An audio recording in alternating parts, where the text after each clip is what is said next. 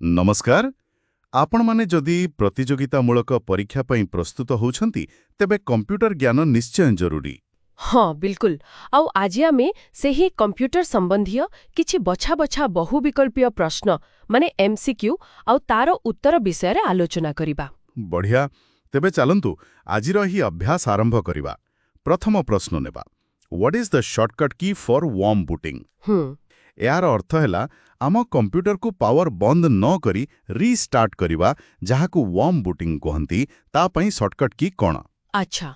विकल्प गुड़िक है A control plus alt plus del, B control plus shift plus del, C control plus upward arrow plus del आउ D control plus F2 plus del. तेबे एहार सठिक उत्तर हेउछि A control plus alt plus del. Control plus alt plus del. हाँ देखंतु जेमिति Windows भली ऑपरेटिंग सिस्टम अछि सेथिरे ए तीनिटा की को एका सांगरे दबाइले गोटे सिक्योरिटी स्क्रीन आसे। हाँ आसे। सेठु आमे सिस्टम को रीस्टार्ट करि परिबा। एहाकु ही वार्म बूटिंग कुहा जाय, माने पावर पूरा बंद होइनी। अच्छा, जहाँ कोल्ड बूटिंग थारु अलगा। एग्जैक्टली। कोल्ड बूटिंग रे तो आमे पावर बटन व्यवहार करी बंद करी चालू करू। बुझिली। एटा विशेष करी जेतेबेले कंप्यूटर हैंग होई जाए सेतेबेले बहुत कामरे आसे। हाँ निश्चय। भला। तबे आगो को जीवा परवर्ती प्रश्नटी डिस्क मैनेजमेंट विषय रे, which refers to the process of arranging the files on disk so that all data is adjoined। अच्छा। माने केउ प्रक्रिया रे डिस्क रे थिबा फाइल सबु को एमिति सजा जाए जेमति गोटे फाइल रो सबु डेटा पाखा पाखी रहे।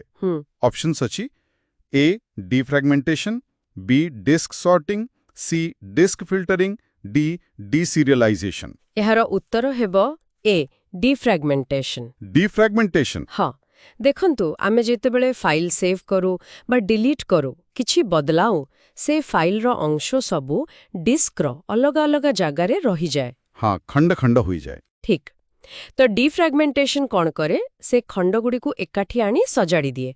एमिति हेले फाइल खोलिबा बा एक्सेस करिबा सहज आउ शीघ्र हुए। अच्छा। विशेष करी पुराना जो मेकानिकल हार्ड ड्राइव थिला HDD सेथि पई इहा बेसी जरूरी थिला।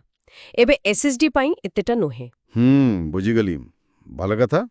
एबे आसंतिम CPU भीतर को जीवा जहा को कंप्यूटर रो मस्तिष्क कहंती। प्रश्न हेउची which component of a computer decides the manner and sequence in which all operations are performed? Computer रो क्यों अंश निष्पत्ति निये जे सबु काम केमिति हबो आ क्यों क्रम रे हबो? विकल्प गुडी कहला A input unit, B memory unit, C ALU, D control unit. एहार सठिक उत्तर हेउछि डी कंट्रोल यूनिट माने CU। Control unit. हाँ ए कंट्रोल यूनिट ही CPU रो मुख्य निर्देशक परी। यह मेमोरी रु इंस्ट्रक्शन आने ताकू बुझे माने डिकोड करे। अच्छा। आउ कंप्यूटर रो बाकी अंश जेमती ALU, memory, input output device एमानंकु कौन करिबाकू हबो सेई संकेत पठाए। पूरा सिस्टम रो कार्य को एहा ही नियंत्रण करे। ओहो बुझिली। पूरा ऑर्केस्ट्रा रो कंडक्टर भली काम करे। हाँ एकदम सिमती। बढ़िया। एबे गोटे इनपुट डिवाइस विषय रे प्रश्न। Which input device scans text character by character, converts them into machine readable code and stores the text in memory? माने केउ इनपुट डिवाइस लिखा को अक्षर अक्षर करी स्कैन करे पाकू मशीन पढ़ी परिबा भली कोड रे बदलाए आउ से टेक्स्ट को मेमोरी रे रखे। ऑप्शंस हला ए OCR, बी MICR, सी BCR, डी OMR। एहार उत्तर हेउछि ए OCR माने ऑप्टिकल कैरेक्टर रिकॉग्निशन। OCR। हाँ OCR टेक्नोलॉजी कौन करे जो स्कैन होइथिबा छवि बा डॉक्यूमेंट थाए सेथिरु अक्षर चिन्ही ताकू एडिट करी हेबा भली डिजिटल टेक्स्ट रे परिणत करे। अच्छा। जेमति कि कागज पत्र को डिजिटल करिबा पई। हाँ सेथि पई एहा बहुत व्यवहार हुए। बाकी जो MICR अछि सेटा बैंक चेक पई, BCR बारकोड पई आ OMR तो परीक्षा खाता देखिबा पई व्यवहार हुए। बहुत स्पष्ट। अच्छा एबे सॉफ्टवेयर आउ प्रोसेस विषय रे गोटे प्रश्न। What is the program in execution called? अर्थात गोटे प्रोग्राम जेतेबेले चालू थाए सेही अवस्था को कौन कहा जाए? विकल्प A. System command, B. Process, C. Security provider, D. Entry point. ଏହାର ଉତ୍ତର ହେଉଛି B ପ୍ରୋସେସ୍। Process. ହଁ ଦେଖନ୍ତୁ ଯେତେବେଳେ ଆମେ କୌଣସି ପ୍ରୋଗ୍ରାମ ଚଲାଉ ଯେମିତିକି ୱାର୍ଡ ହୋ ବା କ୍ରୋମ୍ ବ୍ରାଉଜର ହୋ ଅପରେଟିଂ ସିଷ୍ଟମ ସେ ପ୍ରୋଗ୍ରାମ ପାଇଁ ମେମୋରି ଆଉ ଅନ୍ୟ ରିସୋର୍ସ ଦିଏ। ହଁ ସେ ଯୋଉ ଚାଲୁଥିବା ଅବସ୍ଥା ତାକୁ ହିଁ ପ୍ରୋସେସ୍ କୁହାଯାଏ। ଗୋଟିଏ ପ୍ରୋଗ୍ରାମର ଏକା ସାଙ୍ଗରେ ଅନେକ ପ୍ରୋସେସ୍ ବି ଚାଲିପାରେ। ବୁଝିଲି। ଏବେ କମ୍ପ୍ୟୁଟର ଯେତେବେଳେ ଷ୍ଟାର୍ଟ ହୁଏ ସେ ସମୟର କଥା ପ୍ରଶ୍ନ ଅଛି the computer initial diagnostic test post stands for. Post हाँ पोस्ट कंप्यूटर चालू ହେଲା बेले जो डायग्नोस्टिक टेस्ट हुए से पोस्ट रो पूरा ना कौन options A power on system tracking, B preparation on system testing, C power on self test, D portable on switch test. ଏହାର ସଠିକ ଉତ୍ତର ହେଲା C power on self test. Power on self test. ହଁ କମ୍ପ୍ୟୁଟରର power on କଲା କ୍ଷଣି Boyce କିମ୍ବା ୟୁଏଫଆଇ ଯାହାକି ଫର୍ମୱେର୍ ସେ ଗୋଟେ ଅଟୋମେଟିକ୍ ଟେଷ୍ଟ କରେ ତାକୁ ହିଁ ପୋଷ୍ଟ କୁହନ୍ତି। अच्छा ଏହା ଦେଖେ କି ମୁଖ୍ୟ ହାର୍ଡୱେର୍ ସବୁ ଯେମିତି RAM, କିବୋର୍ଡ, ଡିସ୍କ ଡ୍ରାଇଭ୍ ଏସବୁ ଠିକ୍ ସେ କାମ କରୁଛି କି ନାହିଁ। ओहो ଯଦି କିଛି ଗଡ଼ବଡ଼ ଥାଏ ତେବେ ସେ ବିପ୍ ସାଉଣ୍ଡ ଦେଇ ବା ସ୍କ୍ରିନ୍ରେ ମେସେଜ ଦେଇ ଜଣାଏ। बुझले एबे सॉफ्टवेयर डेवलपमेंट रो गोटे प्रश्न the process of trying out a new product by independent users before it is finally manufactured developed is known as test. माने गोटे नुआ प्रोडक्ट को बाजार को छाड़िबा पूर्वरु जेतेबेले कंपनी बाहरर लोक माने इंडिपेंडेंट यूजर्स ताकू व्यवहार करी टेस्ट करंती से प्रक्रिया को कौन कुहा जाए। विकल्प A alpha test, B beta test, C gamma test, D system test. ଏହାକୁ କୁହାଯାଏ B beta test. Beta test. ହଁ ଦେଖନ୍ତୁ ଆଲଫା ଟେଷ୍ଟ ସାଧାରଣତଃ କମ୍ପାନୀ ଭିତରେ ହୁଏ। ବିଟା ଟେଷ୍ଟ ହେଲା ଦ୍ୱିତୀୟ ପର୍ଯ୍ୟାୟ। ଏଥିରେ ପ୍ରକୃତ ବ୍ୟବହାରକାରୀ ଯେଉଁମାନେ କମ୍ପାନୀର ନୁହନ୍ତି ସେମାନେ ସେହି ସଫ୍ଟୱେର୍ ବା ପ୍ରଡକ୍ଟକୁ ବ୍ୟବହାର କରନ୍ତି। ଆଉ ତାପରେ ଫିଡବ୍ୟାକ୍ ଦିଅନ୍ତି। ହଁ ସେମାନେ ତ୍ରୁଟି ଖୋଜନ୍ତି ଆଉ ମତାମତ ଦିଅନ୍ତି। ଏହାଦ୍ୱାରା ଜଣାପଡ଼େ ଯେ ପ୍ରକୃତିରେ ବାସ୍ତବ ପରିସ୍ଥିତିରେ ପ୍ରଡକ୍ଟ କେମିତି କାମ କରିବ। ବହୁତ ଭଲ। ଆଜିର ଆଲୋଚନା ପାଇଁ ଆଉ ଗୋଟିଏ ପ୍ରଶ୍ନ ନେବା ସିଷ୍ଟମ ଆର୍କିଟେକ୍ଚର ଉପରେ। ଇନ୍ ଅ computer system which is a group of servers and other resources that act like a single system and enable high availability। ଆଚ୍ଛା ମାନେ କେଉଁ ବ୍ୟବସ୍ଥାରେ ଅନେକ ଗୁଡ଼ିଏ ସର୍ଭର ଆଉ ଅନ୍ୟ ରିସୋର୍ସ ଏକାଠି ହୋଇ ଗୋଟିଏ ସିଙ୍ଗଲ ସିଷ୍ଟମ ଭଳି କାମ କରନ୍ତି ଆଉ ସେବା ଯେମିତି ସବୁବେଳେ ଚାଲୁ ରହେ ହାଇ ଆଭେଲେବିଲିଟି ସେଇଟା ସୁନିଶ୍ଚିତ କରନ୍ତି। ଅପସନ୍ ହେଲା ଏ ଗ୍ରୁପ, ବି କ୍ଲଷ୍ଟର, ସି ବଞ୍ଚ, ଡି ବ୍ୟାକଅପ୍। ଏହାର ଉତ୍ତର ହେଉଛି ବି କ୍ଲଷ୍ଟର। କ୍ଲଷ୍ଟର ହଁ କମ୍ପ୍ୟୁଟର କ୍ଲଷ୍ଟରିଂ ଏଥିରେ ଅନେକ ଗୁଡ଼ିଏ ଅଲଗା ଅଲଗା କମ୍ପ୍ୟୁଟର ବା ସର୍ଭରକୁ ଗୋଟେ ନେଟୱାର୍କ ଦ୍ୱାରା ଯୋଡ଼ାଯାଏ। ସେମାନେ ମିଶିକି ଗୋଟେ ବଡ଼ ଶକ୍ତିଶାଳୀ ଆଉ ନିର୍ଭରଯୋଗ୍ୟ ସିଷ୍ଟମ ଭଳି କାମ କରନ୍ତି। ଏହାର ଫାଇଦା ହେଲା ଯଦି କ୍ଲଷ୍ଟର ଭିତରେ ଗୋଟେ ସର୍ଭର ଯାହାକୁ ନୋଡ୍ କୁହନ୍ତି କାମ କରିବା ବନ୍ଦ କରିଦିଏ ତାହେଲେ ବାକି ନୋଡ୍ଗୁଡ଼ିକ ତାର କାମକୁ ନିଜ ଭିତରେ ବାଣ୍ଟି ନେଇ ଚଳେଇ ନିଅନ୍ତି। ଫଳରେ ସେବା ବନ୍ଦ ହୁଏନି। ଏହାକୁ ହିଁ ହାଇ ଆଭେଲେବିଲିଟି କୁହାଯାଏ। ବାଃ ବହୁତ ଭଲ ଭାବରେ ବୁଝେଇଦେଲେ। Question 9 what is the shortcut key used to open a new document माने गोटे नुआ डॉक्यूमेंट खोलिबाकू हेले को शॉर्टकट की व्यवहार करा जाए। ऑप्शंस हैला A shift plus O, B control plus O, C shift plus N, D control plus N. एटा बहुत साधारण प्रश्न। एहार सठिक उत्तर ହେଉଛି D control plus N. Control plus N हाँ प्राय सबुठी माने एमएस वर्ड हो कि गूगल डॉक्स एपरिकी ब्राउजर नुआ विंडो पाई भी कंट्रोल प्लस एन दबाइले नुआ डॉक्यूमेंट किंबा विंडो खोली जाए। अच्छा ठीक अच्छे यहाँ मन रखा सहज।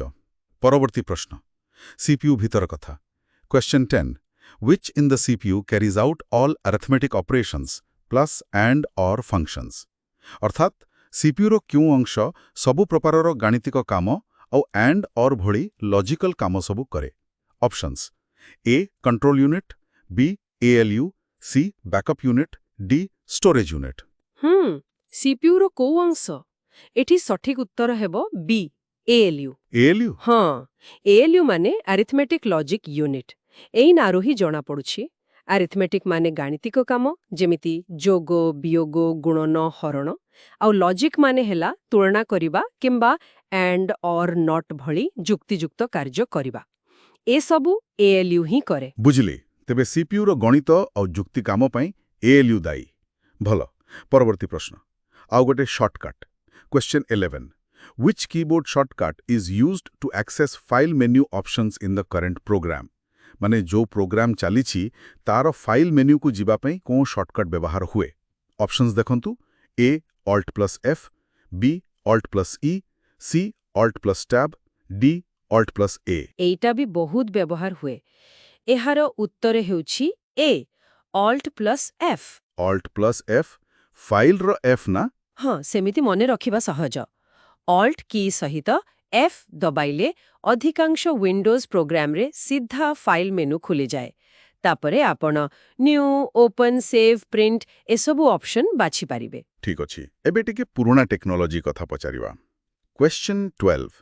PDA stands for PDAର ଫୁଲ୍ ଫର୍ମ କ'ଣ? Options. A Portable Device Assistance, B Portable Digital Assistance, C Personal Device Assistance, D Personal Digital Assistance। PDA ଏବେ ତ ସ୍ମାର୍ଟଫୋନ୍ ଯୁଗ, ହେଲେ ଆଗରୁ ଏଗୁଡ଼ିକ ବହୁତ ଚାଲୁଥିଲା। ଏହାର ସଠିକ୍ ଉତ୍ତର ହେଉଛି D Personal Digital Assistance। Personal Digital Assistance। ହଁ, ଏଗୁଡ଼ିକ ଛୋଟ, ହାତରେ ଧରି ହୁଅବା ଭଳି ଡିଭାଇସ୍ ଥିଲା। ବ୍ୟକ୍ତିଗତ ସୂଚନା ମାନେ କ୍ୟାଲେଣ୍ଡର, କଣ୍ଟାକ୍ଟ ଲିଷ୍ଟ, ନୋଟ୍ସ ଏସବୁ ପାଇଁ ବ୍ୟବହାର ହେଉଥିଲା। ଆଚ୍ଛା, ମାନେ ଆଜିକାଲିର ସ୍ମାର୍ଟଫୋନ୍ର ପୂର୍ବଜ କହିହେବ। ହଁ, କିଛି ମାତ୍ରାରେ। ଭଲ କଥା। ପରବର୍ତ୍ତୀ ପ୍ରଶ୍ନ। Question 13. What is the term for a temporary storage area that compensates for differences in data rate and data flow between devices? ଯେତେବେଳେ ଦୁଇଟା ଡିଭାଇସ୍ ଭିତରେ ଡେଟା ଟ୍ରାନ୍ସଫର ହୁଏ ଆଉ ସେମାନଙ୍କ ସ୍ପିଡ୍ ଅଲଗା ଥାଏ, ସେହି ସମୟରେ ଡେଟାକୁ ଅସ୍ଥାୟୀ ଭାବେ ରଖିବା ପାଇଁ ଯେଉଁ ଜାଗା ବ୍ୟବହାର ହୁଏ ତାକୁ କ'ଣ କୁହନ୍ତି? Options. A cash, B buffer, C bus, D channel. ଏଠି ଟିକେ ଦ୍ୱନ୍ଦ୍ୱ ହେଇପାରେ କ୍ୟାଶ୍ ଓ ବଫର ଭିତରେ, କିନ୍ତୁ ଏହାର ସଠିକ୍ ଉତ୍ତର ହେଉଛି B ବଫର। ବଫର। ହଁ, ଯେତେବେଳେ ଗୋଟେ ହାଇ ସ୍ପିଡ୍ ଡିଭାଇସ୍ ଯେମିତି RAM ଗୋଟେ ଲୋ ସ୍ପିଡ୍ ଡିଭାଇସ୍ ଯେମିତି ପ୍ରିଣ୍ଟରକୁ ଡେଟା ପଠାଏ, ସେତେବେଳେ RAM ବହୁତ ଜଲ୍ଦି ଡେଟା ଦେଇଦିଏ, କିନ୍ତୁ ପ୍ରିଣ୍ଟର ସେତେ ଜଲ୍ଦି ନେଇପାରେନି। ତେଣୁ ସେ ଡେଟାକୁ ବଫରରେ ଅସ୍ଥାୟୀ ଭାବେ ରଖାଯାଏ, ଯାହାଫଳରେ ପ୍ରିଣ୍ଟର ଧୀରେ ଧୀରେ ତାକୁ ନେଇ କାମ କରେ। ଆଚ୍ଛା, ଆଉ କ୍ୟାଶ୍? କ୍ୟାଚେ ବି ଟେମ୍ପୋରାରୀ ଷ୍ଟୋରେଜ, କିନ୍ତୁ ତାର କାମ ଅଲଗା। CPU ଯୋଉ ଡେଟା ବାରମ୍ବାର ବ୍ୟବହାର କରେ ତାକୁ କ୍ୟାଚେରେ ରଖାଯାଏ, ଯାହାଦ୍ୱାରା CPUକୁ RAM ଯାଏଁ ଯିବାକୁ ପଡ଼େନି ଆଉ କାମ ଶୀଘ୍ର ହୁଏ। ଏଇଟା ସ୍ପିଡ୍ ମ୍ୟାଚିଂ ପାଇଁ ନୁହେଁ, ଆକ୍ସେସ୍ ଟାଇମ୍ କମେଇବା ପାଇଁ। ବହୁତ ସ୍ପଷ୍ଟ ହେଲା। ବଫର ଆଉ କ୍ୟାଚେ ଭିତରେ ଫରକ। ପୁଣି ଥରେ CPUକୁ ଫେରିବା। Question 14.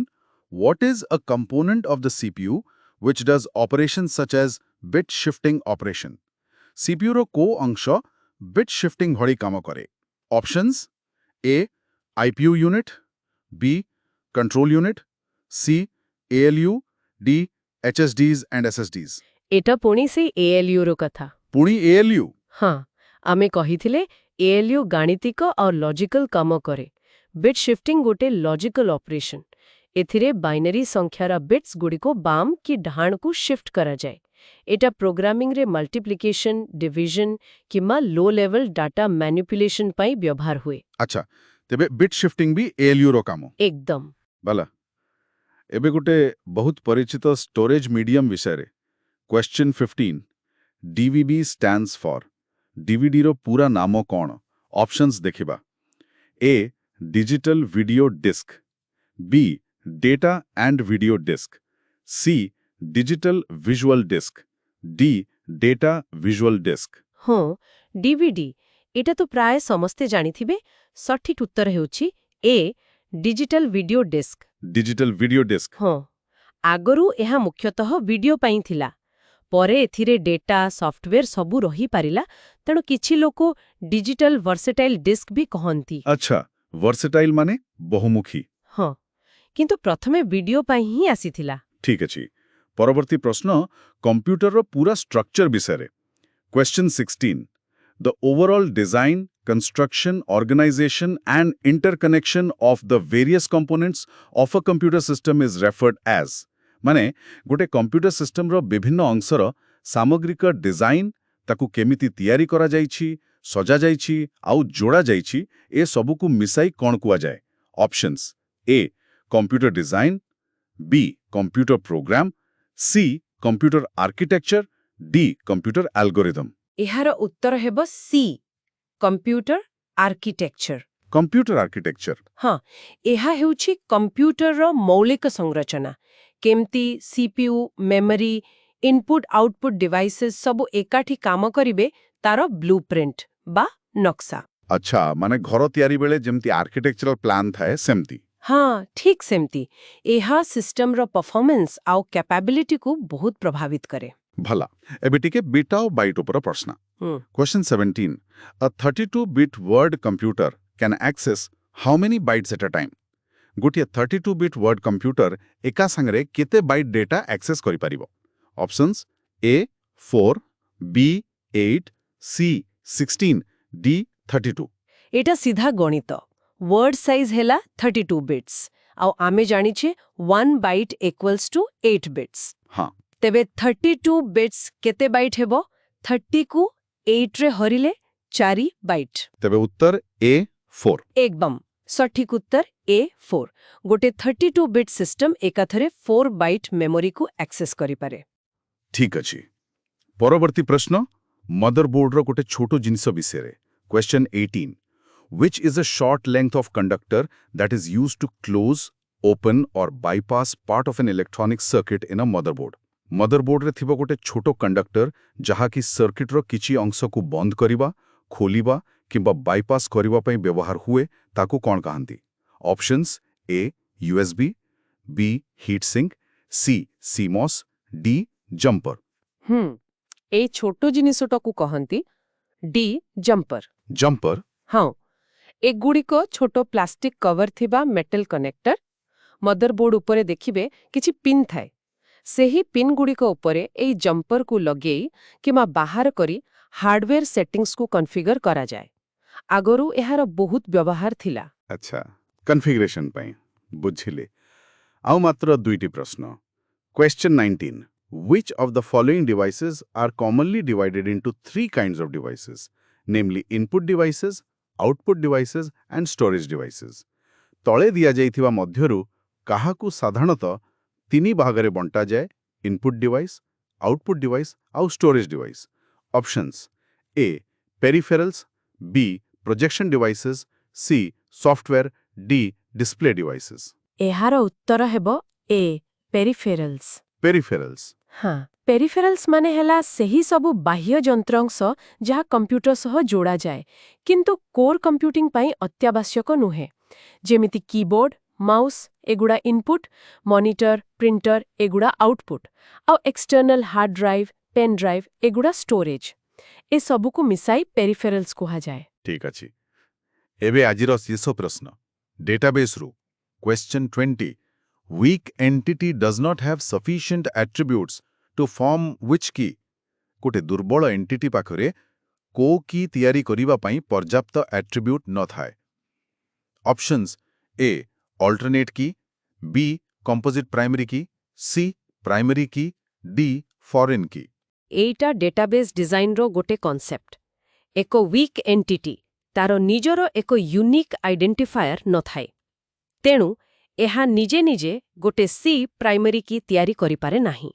ପ୍ରାଇମେରୀ କି ତିଆରି କରିପାରେ ନାହିଁ? ହଁ, ତାର ପରିଚୟ ପାଇଁ ସେ ଆଉ ଗୋଟେ ଷ୍ଟ୍ରଙ୍ଗ ଏଣ୍ଟିଟି ଉପରେ ନିର୍ଭର କରେ। ଷ୍ଟ୍ରଙ୍ଗ ଏଣ୍ଟିଟିର ପ୍ରାଇମେରୀ କିଟି ୱିକ୍ ଏଣ୍ଟିଟି ପାଇଁ ଫରେନ୍ କି ଭାବେ କାମ କରେ। ଆଉ ଏହି ଫରେନ୍ କି ସହ ନିଜର କିଛି ଆଟ୍ରିବ୍ୟୁଟ୍ ଯାହାକୁ ପାର୍ସିଆଲ କି କୁହାଯାଏ ମିଶାଇ ଏକ କମ୍ପୋଜିଟ୍ ପ୍ରାଇମେରୀ କି ତିଆରି କରେ। କିନ୍ତୁ ଏକାକୀ ପ୍ରାଇମେରୀ କି ତାର ନଥାଏ। ବୁଝିଲି। ୱିକ୍ ଏଣ୍ଟିଟିର ନିଜସ୍ୱ ସମ୍ପୂର୍ଣ୍ଣ ପ୍ରାଇମେରୀ କି ନଥାଏ। ତେବେ ଏହା ଥିଲା ଆଜିର ଆମର କମ୍ପ୍ୟୁଟର MCQ ଆଲୋଚନା। ଆଶା କରୁଛୁ ଏହା ଶ୍ରୋତାମାନଙ୍କୁ ନିଶ୍ଚୟ ସାହାଯ୍ୟ କରିବା। ନିଶ୍ଚୟ, ଏ ବେସିକ୍ କନସେପ୍ଟଗୁଡ଼ିକ ଜାଣିବା ବହୁତ ଜରୁରୀ।